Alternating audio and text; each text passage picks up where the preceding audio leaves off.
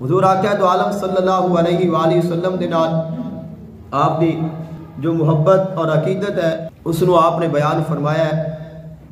آپ فرماتے نے کہ کی محمد سے وفا تو نے تو ہم تیرے ہیں، یہ جہاں چیز ہے کیا سب لوح و قلم تیرے ہیں۔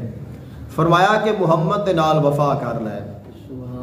قل ان کنتم تحبون اللہ فاتبعونی یحببکم اللہ ویغفر لکم ذنوبکم واللہ غفور الرحیم۔ خالق کائنات نے فرمایا اگر تسی اللہ دے نال پیار کرنا چاہتے ہو تو میرے محبوب دے غلام بن جاؤ۔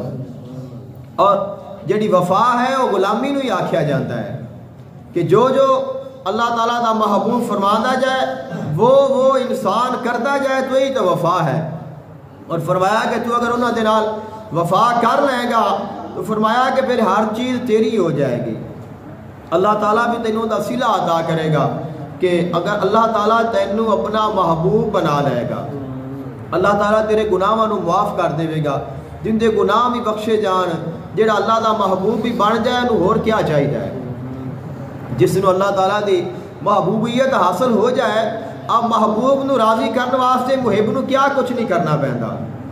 تو محبوب نو راضی کرن دے واسطے محب بڑے بڑے کم کر جاتا ہے۔ تو فرمایا کہ اگر تو اللہ دا محبوب بن جائے گا تو پھر فرمایا کہ پھر مالک بھی تینوں سب کچھ عطا کر دے گا، پھر تینوں کسی چیز کی کوئی کمی نہیں رہ جائے گی۔